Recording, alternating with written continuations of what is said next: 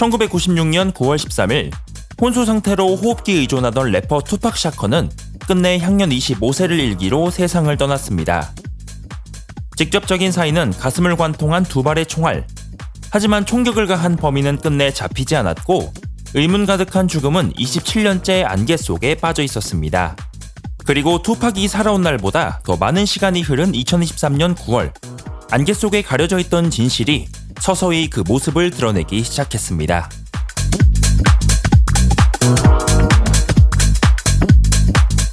(1996년 9월 7일) 투팍은 타이슨의 경기를 보기 위해 라스베이거스에 위치한 MGM 호텔로 향했습니다. 경기가 끝난 후 투팍 일행은 크립스 갱단 멤버인 올랜도 앤더슨을 마주했는데요. 하지만 전부터 사이가 좋지 않았던 이들, 결국 마찰이 폭발하며 투팍 일행은 올랜도 앤더슨을 집단 폭행하기에 이릅니다. 이후 공연을 위해 차를 타고 클럽으로 이동하던 투팍 일행. 이때 갑자기 흰색 캐딜락 차량의 옆 차선에 정차했고 캐딜락에 탄 괴한 무리는 투팍과 일행을 향해 무차별 총격을 가했습니다. 발사된 총알은 투팍의 가슴에 치명상을 남겼고 투팍은 호흡곤란을 일으키며 인근 대학병원으로 이송됐죠. 하지만 6일 뒤인 9월 13일 중환자실에 누워있던 투팍의 심장은 점점 힘을 잃어갔고 결국 최정상에 선 래퍼의 삶은 허망하게 마침표를 찍었습니다. 그리고 본격적으로 시작된 경찰의 수사.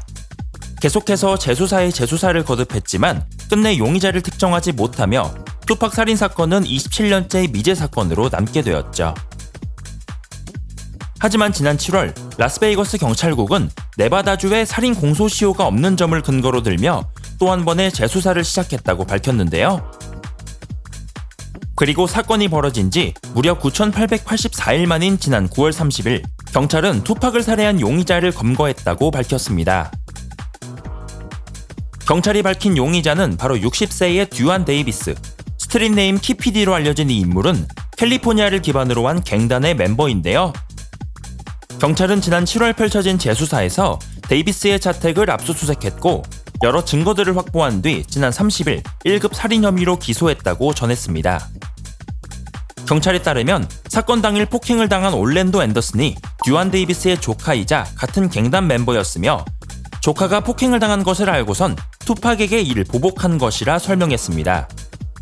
용의자 데이비스는 자신이 직접 총격 사건을 지휘했다고 자백했죠. 사건 당시 용의선상에 올랐던 인물은 데이비스를 포함해 총 4명. 이 중 데이비스를 제외한 나머지 3명이 모두 사망하면서 진범 찾기에는 난항이 계속됐습니다. 데이비스는 줄곧 인터뷰에서 자신은 총만 제공했다고 밝혀왔는데요. 하지만 이번 재수사를 통해 데이비스 역시 직접 총격을 가했다는 증거가 발견되면서 끝내 범인 특정에 성공한 것으로 알려졌습니다.